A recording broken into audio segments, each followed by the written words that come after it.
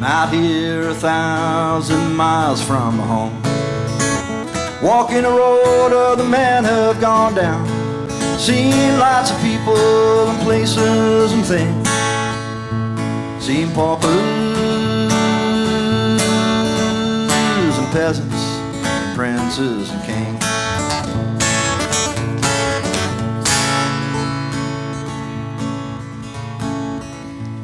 Hey, hey, Woody Guthrie, well I know that you know all the things that I'm singing and many times more. I'd sing you a song, but I can't sing enough. There's not many men done the things that you done.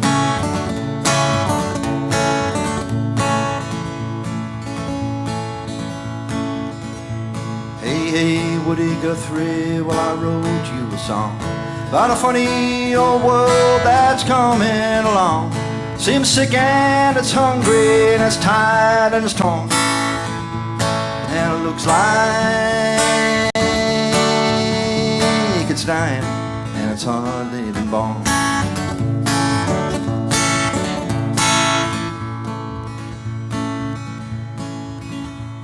Here's to Cisco and a Sunny and Lead Belly too, all the good people that travel with you. Here's to the hearts and hands of the men that come with the dust and are gone with the wind.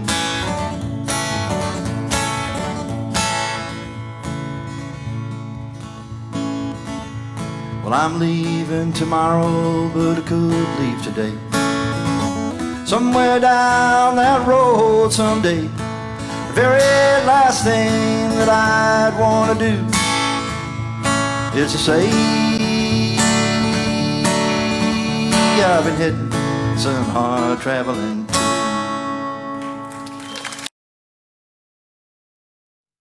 Well, ladies and gentlemen, welcome. My name's Julie McCrossan and I'm welcoming you to this Huntington's Australian National Conference 2021. Just before I begin, and I know people are joining us even more even as I speak, I just want to thank Bruce Hearn for that tribute music to Woody Guthrie.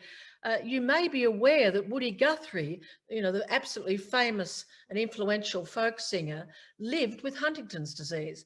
And one of his major influences, well, a person he influenced immensely was Bob Dylan. And here in Australia, as we talk to you now, it's Bob Dylan's birthday, and it will soon be so in the Northern Hemisphere. And Woody Guthrie's second wife led the foundation of the Huntington's Disease Society of America. So just some remarkable facts there. So as I say, welcome to Huntington's Australia National Conference 2021. And I want to particularly thank Roche, the sponsor, our supporter, the Australian government, their National Disability Conference Initiative, and the exhibitor, Novacor, who makes specialist beds and chairs, especially designed for people living with Huntington's, and we'll hear more from them later. And I would like to extend a very sincere welcome to people living with Huntington's and their family members who are joining us today, as well as the many professionals, and it's marvellous that so many of you have registered for this, the first of our webinars.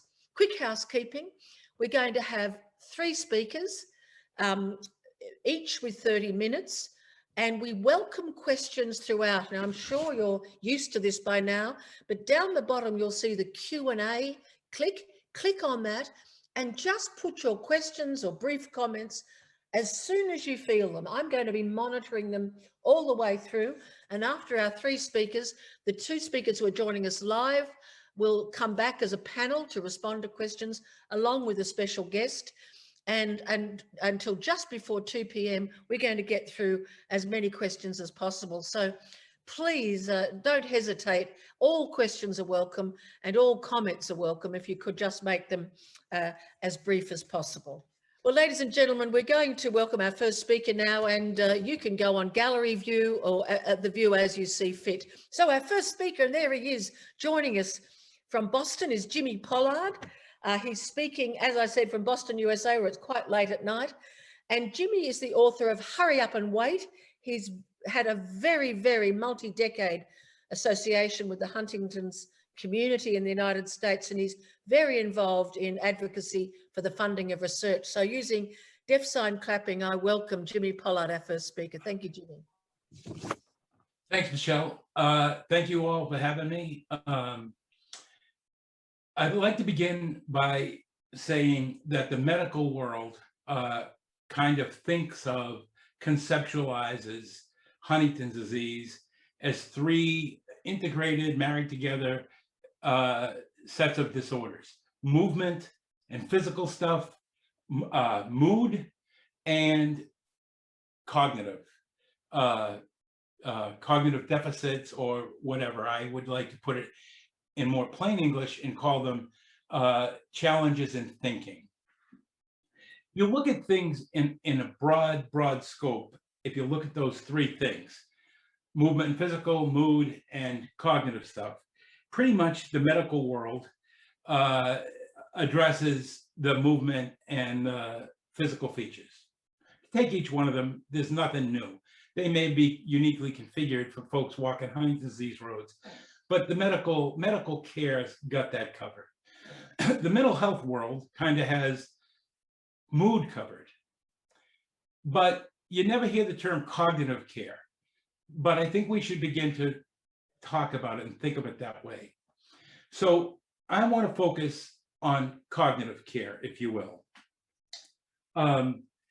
With one exception, maybe the Alzheimer's world has memory care. I'm still not sure exactly what that is, but with that possible exception, cognitive care is something that I don't think gets due shrift. But to achieve quality care for folks in Huntington's disease, I think we got to really look to that cognitive set of features and signs and symptoms. Because to me, how well any setting does in accommodating those challenges that people walking their HD road faces is really the hallmark of the quality of their care. This is true in every setting. It's true in homes, and it's true in every prototype. And I just looking at that survey, I imagine that a lot of those allied health professionals are in all different kinds of different prototypes of service. But I think that's true across the array of services, of prototypes. We can't fix the cognitive deficits. We can't fix the challenges in thinking. We can't heal them. So we really are simply left with what can we do to accommodate them? And because it's a progressive disease, it's a moving target. It's always getting more and more complicated. But before I go any further, so that's kind of the way I kind of think of things, I just want to name 4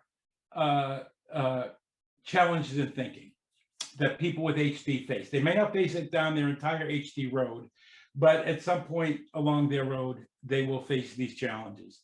The first one is that they process things cognitively slower.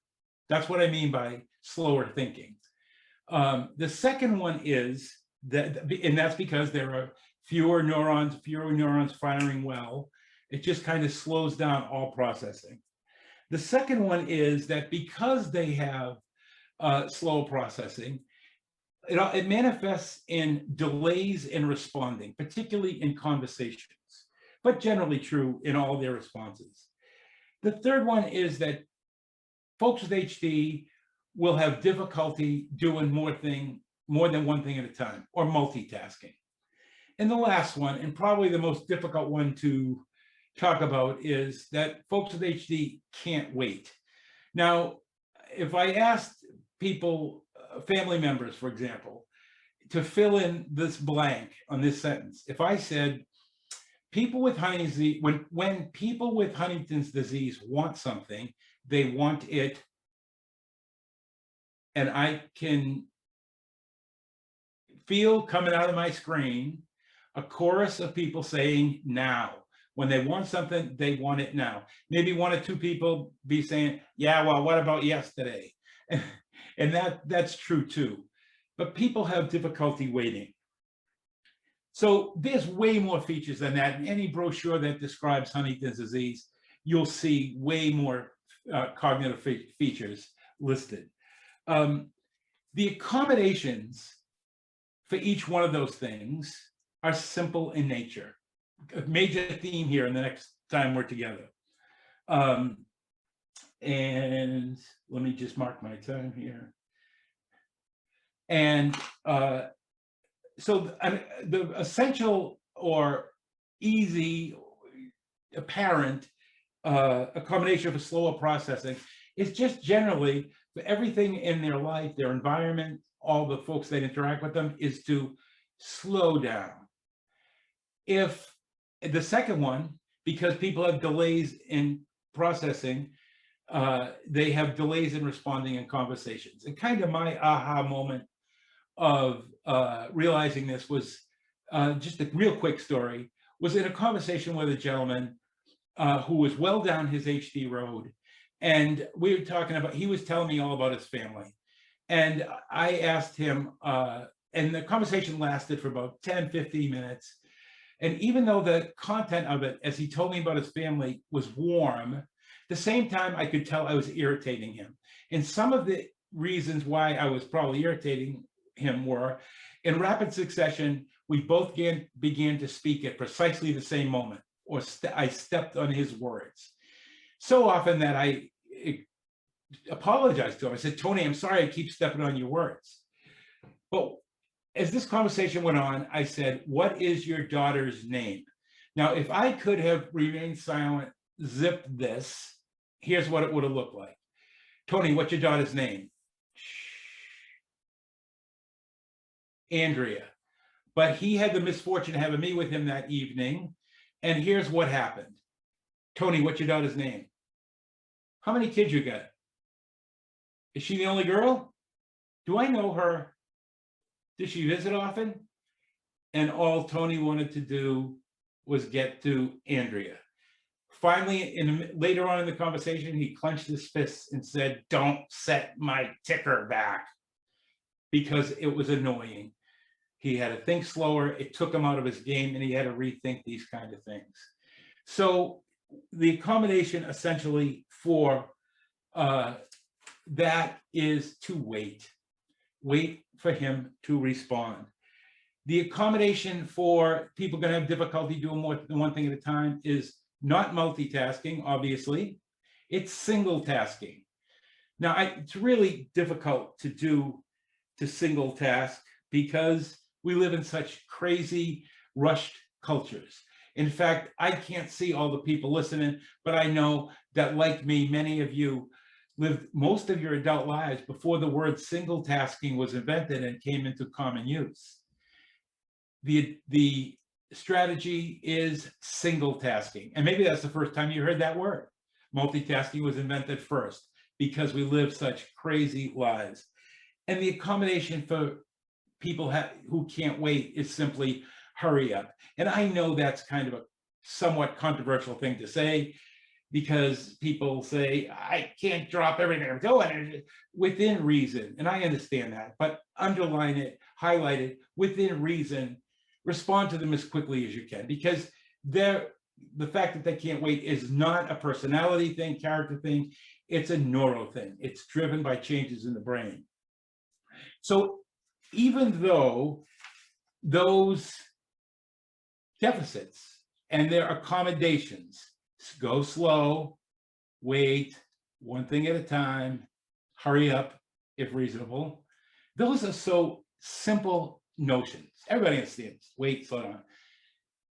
But there's an irony involved, and that the irony is that as simple as those things are, they are incredibly, incredibly difficult to do in practice in the lives we lead. I know I still struggle with waiting in conversations. I know I'm not alone. I know that I'm one of a lot of us who fill silences and conversations with words which may not even have to be relevant to the conversation. But we have a hard time with it. It's hard to unlearn that. The irony, again, is these notions are simple, but they're really, really hard to do.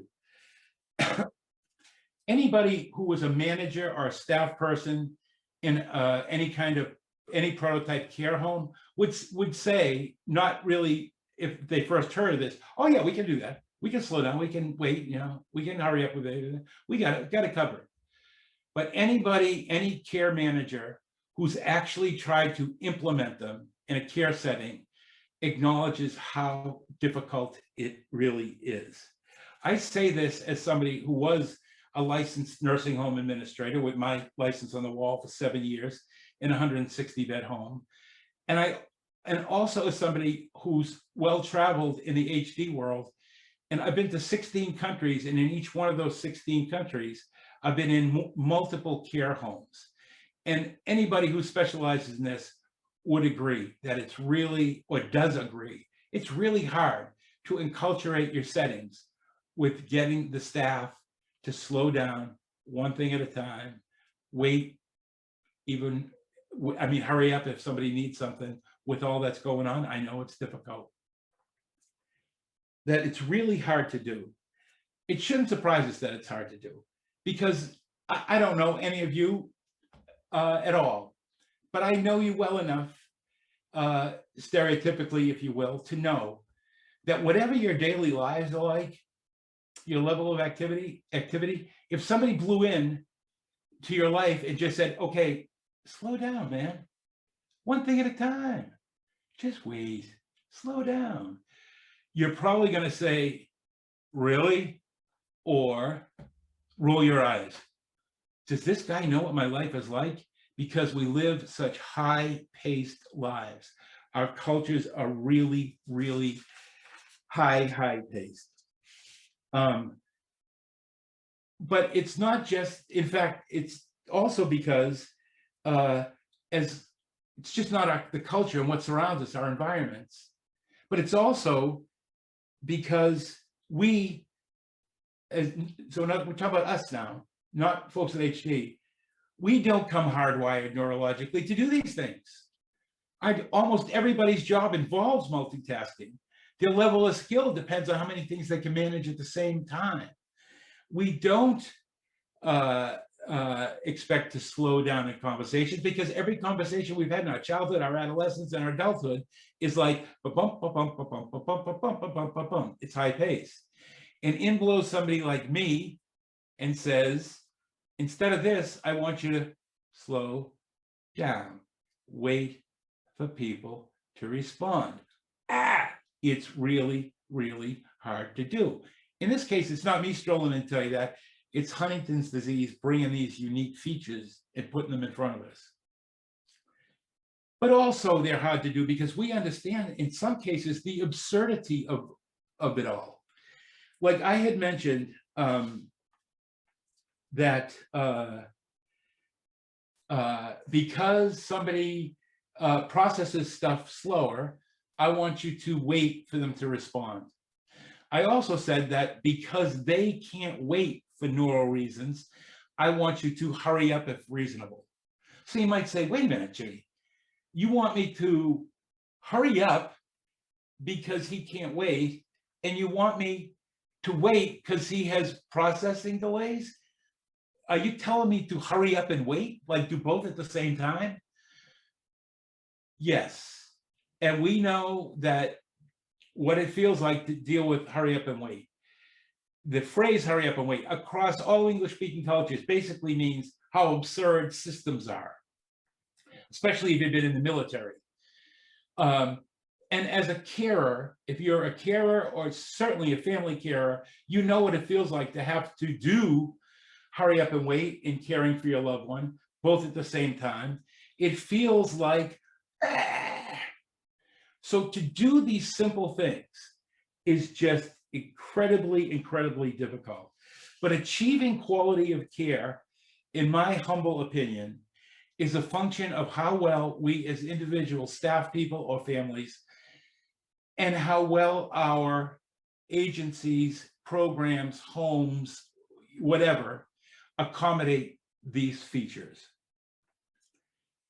How well we create our cultures so that they are slower, that they are accommodating, listening to people and waiting for their responses.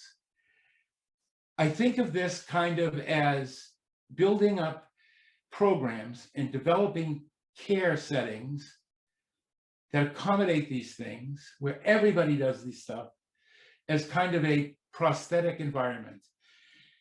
Now, when we think of prosthetics, we think of artificial limbs or eyeglasses or false teeth, wheelchairs. But if we can build in the accommodation of these unique HD cognitive challenges, then the whole environment becomes a prosthetic environment. And I think that's where the quality in care can be assessed and judged and achieved, high quality of care, by building in and creating that environment, that prosthetic environment, if you will. By doing it, these accommodations that are enculturated in your environments, they definitely facilitate, make easier communication between staff and resident. They, in many cases, avoid frustration, which leads to anger, which escalates to aggression. And in many cases, both of those things take out a lot of the bumps along any one resident who's living with HD's road. Now, just taking those four things that I mentioned and trying to accommodate them in your environment, if you do that, you'll quickly come to learn, I'm kind of making a jump here, that caring for residents with HD, because of those cognitive challenges and the other ones, that people with HD thrive on predictability. Living with these cognitive challenges, there is a comfort to knowing what's coming next, either unconsciously or consciously. But to build this stuff into our environment is really hard. It affects everything you do. And let me name a couple of them that are not on the individual staff thing, but more so on building a program. So if you want to create predictability, one of the first places you can look at is how many different caregivers per week care for somebody with Huntington's disease in your care. The minimum, now I know there's many people from different care prototypes here, and this may not be a good example for you, but let's say you come from some kind of program where there's a model of 3 shifts. Let's say you had weekday workers and weekend workers, to oversimplify it. 3 shifts on weekdays, there's 3. 3 shifts on weekends, there's 6. Those employees have to have vacation days and they get sick, and there's turnover. And the number of different carers for any one person is usually higher than you expect until you actually sit down and count it. But for somebody who wants sameness and predictability as the resident, then minimizing the number of carers is really important. Beyond that, when you assign residents to staff, how often do you change the assignment card? Do you change it daily? Do you change it weekly? Do you change it monthly? For sameness, that stuff matters. When you give somebody your assignment card, does that employee do it the same way as maybe the weekend employee does, who gets the very same assignment card? If they're, let's say, giving bath, hygiene, whatever, do they do the people who need the most care first and get that out of the way and then go through the others, or do they do the lighter care people and save the people who need more assistance later? If you're the person sitting there, that matters in sameness, and be able to predict when you're next or what's coming for you next. So everything from staff assignment and staff assignment cards, and within the assignment cards, how people do things, builds predictability and sameness. It's not easy to do. To consider doing this stuff, obviously you need to train the staff. That's clear. But it's more than that. Once trained, people need supervision. I don't know what it's like in Australia, but I know that in most healthcare or residential care settings here, a person who's a supervisor, it's more of a job title than it is actually hands-on, moment-to-moment supervision, like it used to be years ago in nursing. But they need supervision to make sure that that gets done the same way all the time, active supervision. They need management support because they're doing things differently with these residents probably than they might need to with others. And you might run your overtime. I'm not saying people with HD are more costly to care for, but even at the highest level of your agency, you might pop out on your overtime or need an extra staff person here or there. Everybody needs to know about accommodating these features that leads to working on predictability. So around the world, I went run a little over here. I forgot when I started, Michelle. But accommodating, to me, assessing the quality of care, you can look at how a facility or an individual charged with care best accommodates that. Now, there are specialty care programs all around the world. One of them, I don't know Kenny's thing, but I know Charlotte Holt's thing. She's a wonderful nursing home in Denmark. There are specialty care programs all around the world for people with Huntington's disease.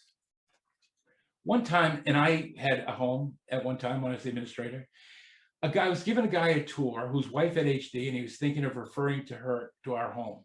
And as I'm touring the building with him, he says to me, "Jimmy, you're a specialty program. Let me ask you a question. I'm a little bit confused. What's special about it? In other words, is it a specialty program because you take special patients, in this case, those with Huntington's disease, that diagnostic class? Or is it that you do something that is unique in your service delivery for those specific patients?"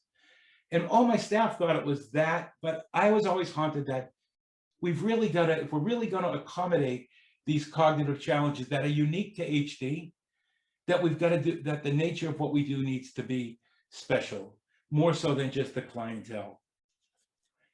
There are both kinds of programs. One's the willing people and the accommodating people, and the people do a good job everywhere against all odds. But to simplify this further, as I kind of quickly wrap up here, I think these things are so important that we need as a community. I'm talking now to everybody here, meaning families and healthcare workers, professionals. Go back to the 80s in the AIDS epidemic for a minute. And you remember seeing these kind of things? I know you can see it. The universal precautions for bloodborne pathogens, right? And again, medicine knew about this for a long time, but they were really brought forward with the AIDS epidemic to lay people. You'd see them everywhere. And they were simple: wash your hands, wear gowns, gloves, masks, don't reuse needles, that kind of thing, all with these little iconic, simple drawings. And then more recently with COVID, we see these things here. Same thing. These little simplified iconic drawings: avoid crowds, social distance, wear masks, wash your hands, that kind of stuff. I think that those four that I named, it may be others, but just for discussion's sake, you can think of it as just four more. And this is for a kid's book I did recently, so don't be fooled by the childlike imagery, but just there's the four: slower, wait, one thing at a time, and hurry. That we need to train these as universal accommodations for people with Huntington's disease. Quality of care for PhDs, for people with Huntington's disease, in any setting, in any prototype, is greatly influenced by the ability of the facility and the staff to accommodate these things. They're difficult, as I said, as simple as they are, they're difficult, they're essential, and they're special. They're also, as I wind down here, they're also the foundation for the other things. Go back to the triad, the movement, the medical care that addresses movement and physical issues, and the mental health care that addresses mood. If we collectively address cognitive care, it makes the service delivery of those other two things in that triad easier. It also prevents problem behavior. A lot of places, a lot of people have failed with Huntington's disease, have failed to successfully live there, the staff to accommodate their needs. If we look at these things, I think it would help. And to do them, it's relevant to almost all other neural conditions, including the world's most prevalent progressively degenerative neural disease, which is aging. And with that, I will stop there with 1 more minute, Michelle. Is that okay? Yes.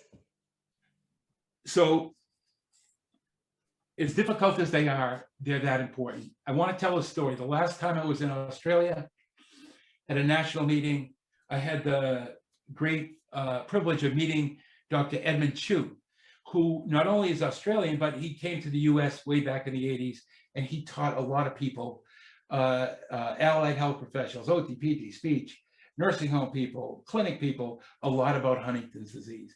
And he told me a story about, and he goes way back to Marjorie Guthrie, who Michelle referenced in her early remarks.